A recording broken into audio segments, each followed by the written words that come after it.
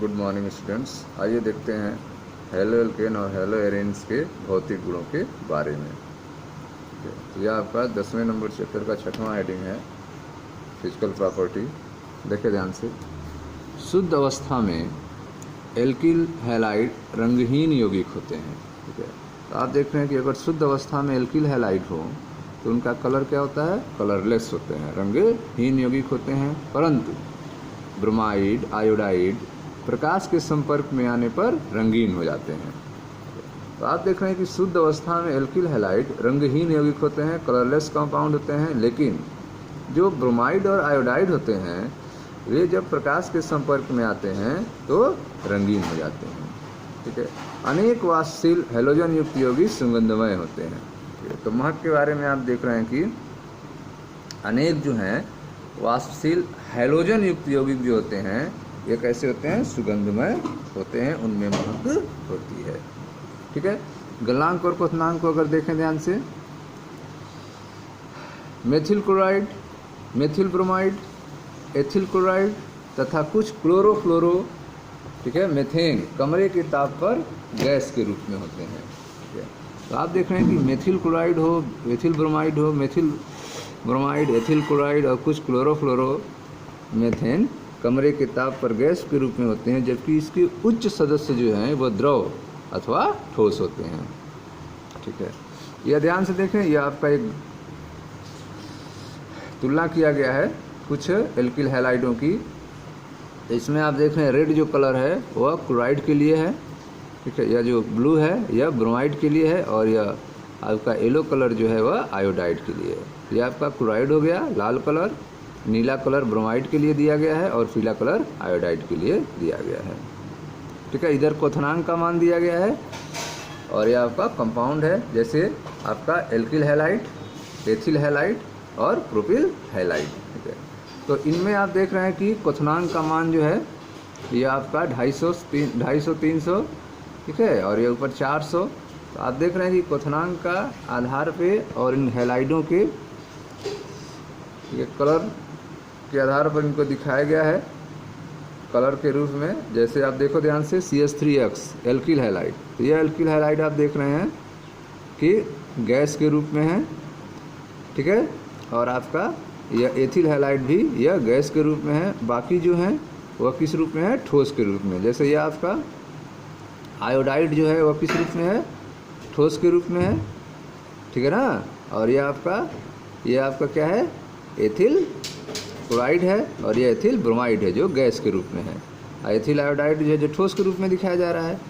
ठीक है, यह आपका मेथिल CH3X, तो CH3X मेथिल हैलाइड है, तो मेथिल क्लोराइड और मेथिल ब्रोमाइड ये गैस हैं और मेथिल आयोडाइड क्या है? ठोस के रूप में दिखाया गया है। ठीक, और यह आपका एथिल क्लोराइड गैस के रूप में है, जबकि एथिल ब्रोमाइड और एथिल आयोडाइड ठोस के रूप में है। उसी तरह से प्रोपिल, ठीक है, प्रोपिल क्लोराइड हो, प्रोपिल ब्रोमाइड हो या फिर प्रोपिल आयोडाइड हो, ये तीनों गैस के रूप में हैं। ठीक है, तो जैसे जैसे आप देख रहे हैं कि सदस्यों उच्च होते जा रहे हैं, ठीक है, मेथिल से एथिल से प्रोपिल होते जा रहे हैं, यह द्रव और ठोस होते जा रहे हैं।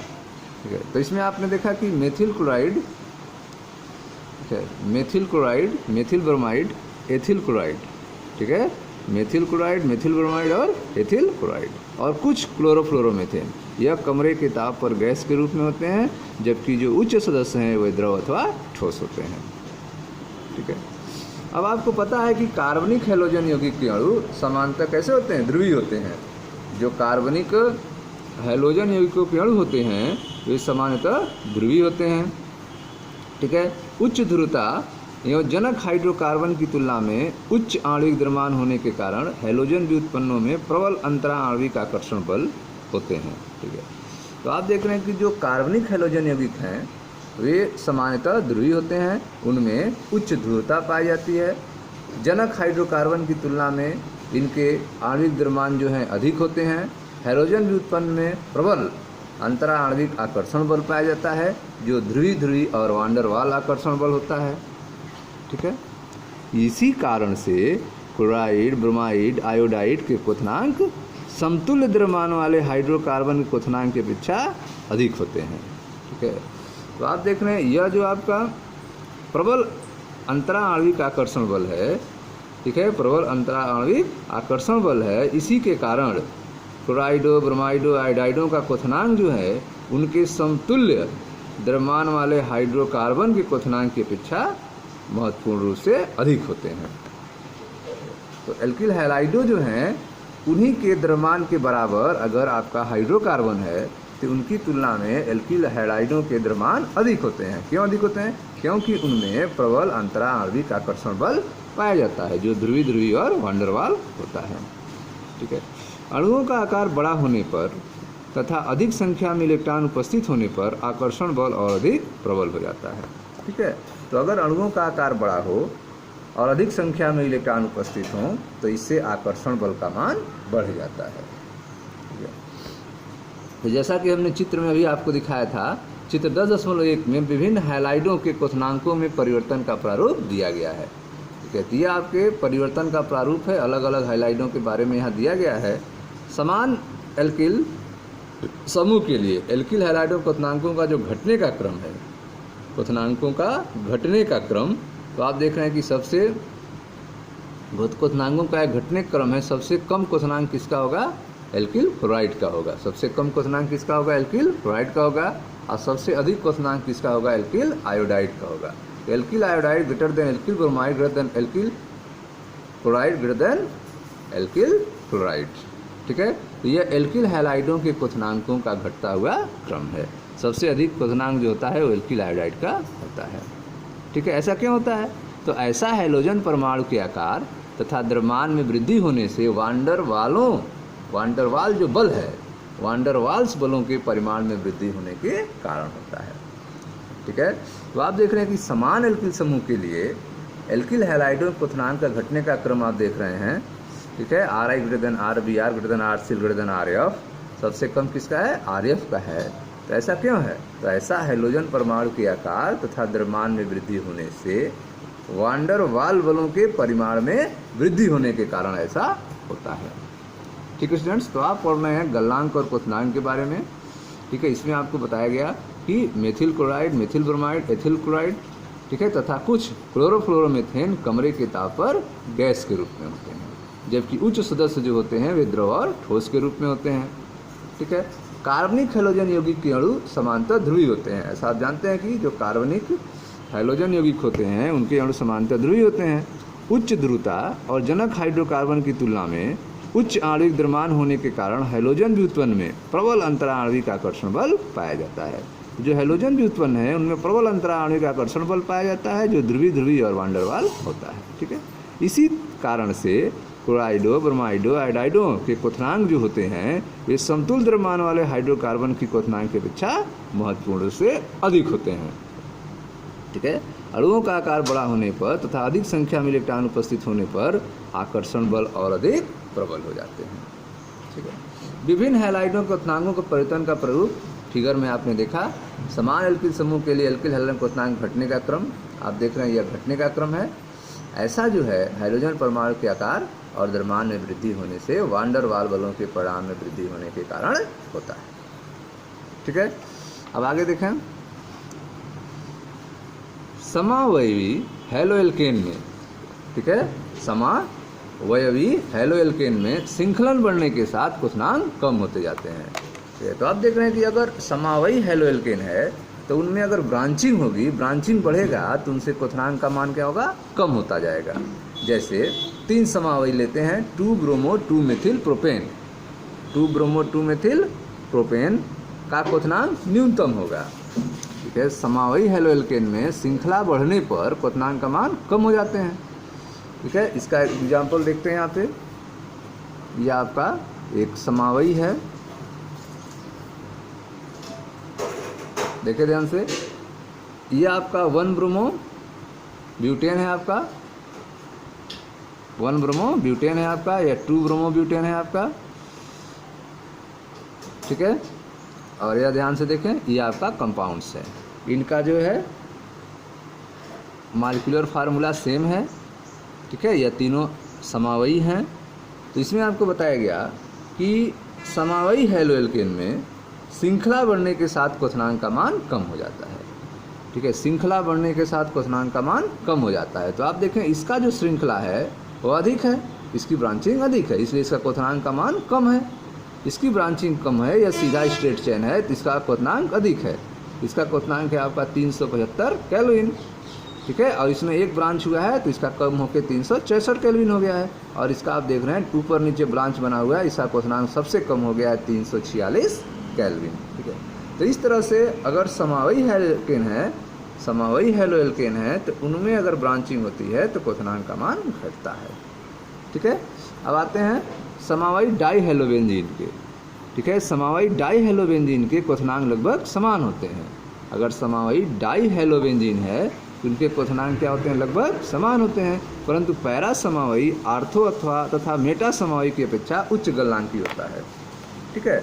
तो समावयी डाई हेलो एल्केन के क्वथनांक लगभग समान होते हैं, लेकिन जो पैरा समावयी होता है उसका गलनांक जो है आर्थो और मेटा समावयी की अपेक्षा अधिक होता है, ठीक है। ऐसा क्यों होता है, तो ऐसा पैरा समावयियों की सम्मित के कारण होता है, ठीक है। ऐसा इसलिए होता है कि पैरा समावयी का क्या होता है, सिमेट्री होती है, स्ट्रक्चर के कारण ऐसा होता है, जिसके कारण ये आर्थो और मेटा समावयियों की तुलना में क्रिस्टल जालक में अधिक समायोजित होते हैं।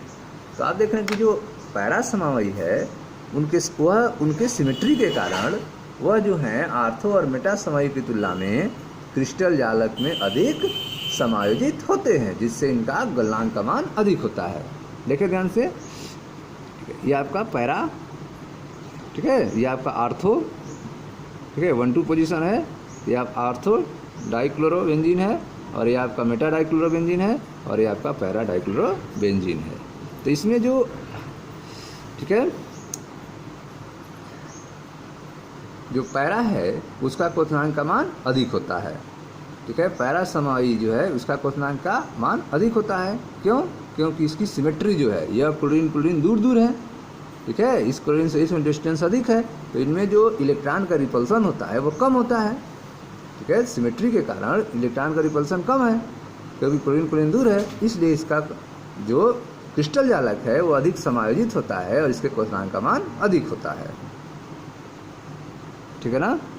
448 केल्विन यह है आपका क्वथनांक, और गलनांक देखें 323 केल्विन, इसका गलनांक का मान अधिक है, ठीक है। क्वथनांक जो है आपका 448 केल्विन है, ठीक है। सबसे अधिक क्वथनांक जो है किसका है, ये आपका, ठीक है,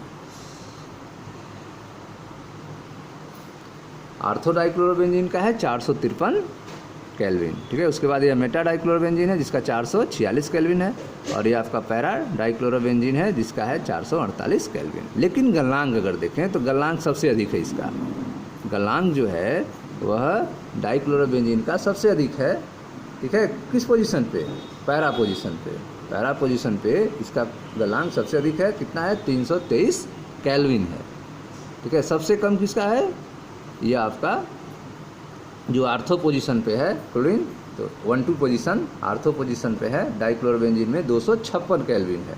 क्यों? क्योंकि क्लोरीन नज़दीक है, इसमें रिपल्सन ज़्यादा हो रहा है, इसलिए इसका गलनांक कम है, और इसमें जो है रिपल्सन थोड़ा कम हुआ है, इसलिए इसका गलनांक जो है 249 हुआ है, और इसमें जो है बढ़कर 323 हो गया है क्योंकि क्लोरीन दूर है। तो इस तरह से आपने देखा कि अगर डाई हेलोबेंजीन है तो उनके समावयी के क्वथनांक जो हैं लगभग समान होते हैं, लेकिन पैरा समावयी जो होता है वो आर्थो और मेटा समावयी की अपेक्षा उच्च गलनांकी होता है। पैरा समावयी का गलनांक क्या होता है, अधिक होता है, जैसा कि आप देख रहे हैं 323 केल्विन है पैरा समावयी में। ऐसा क्यों होता है, तो ऐसा पैरा समावयी के सम्मित के कारण होता है, जिसके कारण यह आर्थो और मेटा समावयी की तुलना में क्रिस्टल जालक में अधिक समायोजित होते हैं, ठीक है। अब आइए घनत्व के बारे में देखते हैं, घनत्व कैसा होता है इनका। हाइड्रोकार्बनों में ब्रोमो, आइडो और पॉलीक्लोरो व्युत्पन्न जल की तुलना में भारी होते हैं, ठीक है। तो हाइड्रोकार्बनों में जो ब्रोमो होते हैं, आइडो होते हैं और पॉलीक्लोरो व्युत्पन्न हैं, वे जल की तुलना में भारी होते हैं। कार्बन परमाणुओं की संख्या हैलोजन परमाणुओं की संख्या और हैलोजन परमाणु के द्रव्यमान बढ़ने से घनत्व बढ़ता जाता है, ठीक है। तो अगर परमाणु की संख्या बढ़ेगी, कार्बन परमाणु की संख्या बढ़ेगी, हैलोजन परमाणु की संख्या बढ़ेगी तथा हैलोजन परमाणु, ठीक है, का द्रव्यमान बढ़ेगा, जिससे घनत्व का मान बढ़ता जाएगा, जैसा कि आप देख रहे हैं यहाँ पे फिगर में दिया गया है। यौगिक घनत्व, ठीक है। तो ये आप देखें C3H7Cl, ठीक है। यह इसका आपका घनत्व दिया गया है 0.89 ग्राम पर ml। ये आपका C3H7Br घनत्व बढ़ गया, ठीक है, क्योंकि परमाणु की क्लोरीन से ब्रोमीन हो गया, तो परमाणु का वजन बढ़ने के कारण, ठीक है, यहाँ पे वजन बढ़ गया हाइड्रोजन परमाणु का, जिससे घनत्व का मान बढ़ गया, ठीक है। C3H7 वजन जो है और ज़्यादा हो गया, जिससे इसका घनत्व और बढ़ गया, ठीक है। लेकिन C3H7 कार्बन हाइड्रोजन की संख्या बराबर है, लेकिन क्लोरीन ब्रोमीन आयोडीन, ठीक है, तो इनका द्रव्यमान क्लोरीन का कम होता है, ब्रोमीन का ज़्यादा होता है और आयोडीन का सबसे ज़्यादा होता है। जैसे जैसे द्रव्यमान बढ़ रहा है, घनत्व का मान भी बढ़ रहा है, ठीक है। उसी तरह से कार्बन की संख्या के आधार पर अगर देखें तो इसमें आप देख रहे हैं CH2Cl2, तो आप देख रहे हैं कि इसमें एक कार्बन, 2 हाइड्रोजन और 2 क्लोरीन है। इसका घनत्व दिया गया 1.336। उसके बाद क्लोरीन की संख्या बढ़ गई, ठीक है, एक हाइड्रोजन कम हुआ लेकिन क्लोरीन की संख्या 1 बढ़ गई, जिससे इसका घनत्व फिर बढ़ जाएगा CCl4। अब इसमें 4 क्लोरीन हो गए तो इसका वजन और ज़्यादा हो गया, तो इसका घनत्व जो है और बढ़ गया 1.595। तो इस तरह से आप देख रहे हैं कि हाइड्रोकार्बनों में ब्रोमो, आयोडो और पॉलीक्लोरोबेन जल की तुलना में भारी होते हैं। कार्बन परमाणु की संख्या, हाइड्रोजन परमाणु की संख्या और हाइड्रोजन परमाणु का द्रव्यमान बढ़ने से घनत्व का मान बढ़ता है, ठीक है। तो यह था आपका घनत्व के बारे में। अब आइए देखते हैं विलेयता के बारे में, सॉल्युबिलिटी के बारे में समझते हैं।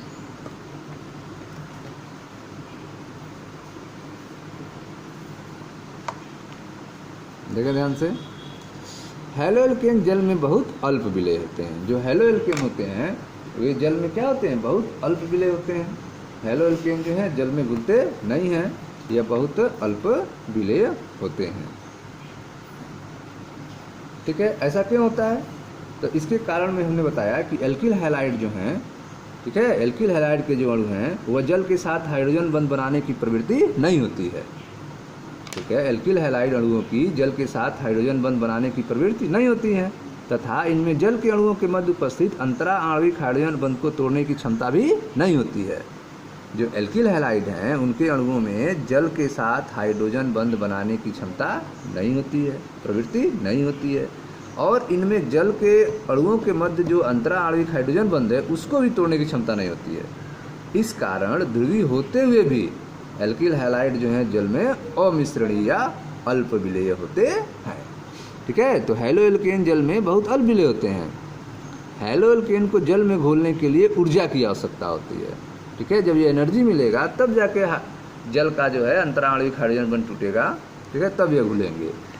तो हैलो एल्केन को जल में घोलने के लिए ऊर्जा की आवश्यकता होती है, जिससे कि हैलो एल्केन के अणुओं के मध्य उपस्थित आकर्षण बल को तथा जल के अणुओं के मध्य हाइड्रोजन बंध को तोड़ा जा सके, ठीक है। तो जब हैलो एल्केन को आप एनर्जी देंगे जल में घोलने के लिए, तो इससे हैलो एल्केन के अणुओं के बीच में जो आकर्षण बल है वह टूटेगा और जल के अणुओं के बीच में जो हाइड्रोजन बंध है वह टूटेगा, ठीक है। तो जब बंध टूटेगा तभी जो है उनमें आकर्षण होगा, ठीक है। हैलो एल्केन तथा जल में अणुओं के मध्य नए आकर्षण बलों के बनने से कम ऊर्जा निर्मित होती है, ठीक है।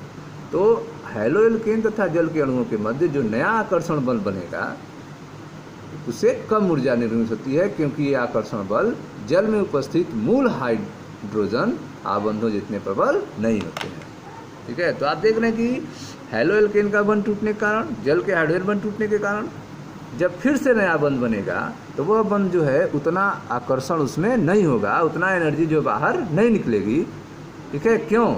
क्योंकि आकर्षण बल जो है वह जल में उपस्थित मूल हाइड्रोजन आबंध जितने प्रबल नहीं होते हैं, ठीक है। जिसके परिणाम स्वरूप हैलो एल्केन की जल में विलेयता बहुत कम होती है। हैलो एल्केन की जल में विलेयता बहुत कम होती है। हालांकि हैलो एल्केनों की प्रवृत्ति कार्बनिक विलायकों में घुलने की होती है। हैलो एल्केन जो है वह कार्बनिक विलायकों में घुलने की इसकी प्रवृत्ति होती है, क्योंकि हैलो एल्केन तथा विलायक के अणु के मध्य बने अंतरा आणविक आकर्षण बलों की सामर्थ्य लगभग उतनी ही है जितनी टूटने वाले अलग अलग हैलो एल्केन के विलायक अणुओं के मध्य होती है, ठीक है। तो आप देख रहे हैं कि हैलो एल्केन की प्रवृत्ति जो है वह कार्बनिक विलायकों में घुलने की होती है। क्यों? क्योंकि हैलो एल्केन तथा विलायक अणु के मध्य बने अंतरा आणविक आकर्षण बलों की सामर्थ्य लगभग उतनी ही होती है जितनी कि टूटने वाले अलग अलग हैलो एल्केन अतः विलायक अणुओं के मध्य होती है। ठीक है। तो आप देख रहे हैं कि दोनों का सामर्थ्य जब बराबर होता है तभी जो है वह हेलो एल्केन कार्बनिक विलायक में घुल जाता है, जबकि यह जो अध्रुवी विलायक है आपका, ठीक है, ध्रुवी विलायक है लेकिन अकार्बनिक विलायक है जल, तो उसमें जो है हेलो एल्केन नहीं घुलता है। तो ये आप सॉल्युबिलिटी देखा, विलेयता देखा कि हेलो एल्केन जो है जल में बहुत अल्प विलेय होता है, बहुत कम विलेय होता है। हेलो एल्केन को जल में घुलने के लिए ऊर्जा की आवश्यकता होती है, जिससे कि हेलो एल्केन के अणुओं के मध्य उपस्थित आकर्षण बल को तथा जल के अणुओं के मध्य हाइड्रोजन बंध को तोड़ा जा सके, इसलिए ऊर्जा की आवश्यकता होती है। हेलो एल्केन तथा जल में अणुओं के मध्य बने नए आकर्षण बल को बनने से कम ऊर्जा निर्गमित होती है, क्योंकि ये आकर्षण बल जल में उपस्थित मूल हाइड्रोजन आबंध जितने प्रबल नहीं होते हैं। परिणाम स्वरूप हेलो एल्केन की जल में विलेयता बहुत कम होती है। ठीक है। हालांकि हेलो एल्केन की प्रवृत्ति कार्बनिक विलायकों में घुलने की होती है, क्योंकि हेलो एल्केन तथा विलायक अणु के मध्य बने नए अंतरा आणविक आकर्षण बलों की सामर्थ्य लगभग उतनी ही है जितनी कि टूटने वाले अलग अलग हेलो एल्केन तथा विलायक अणुओं के मध्य होती है। ठीक है फ्रेंड्स, तो इस तरह से आपने देखा विलेयता के बारे में। तो ये आपका फिजिकल प्रॉपर्टी जो था हेलो एल्केन का, ये आपका कंप्लीट हुआ। अब नेक्स्ट वीडियो में केमिकल प्रॉपर्टी जो है एक्सप्लेन करेंगे। Thank you. वीडियो को आप लाइक करें, शेयर करें, चैनल को सब्सक्राइब करें। धन्यवाद।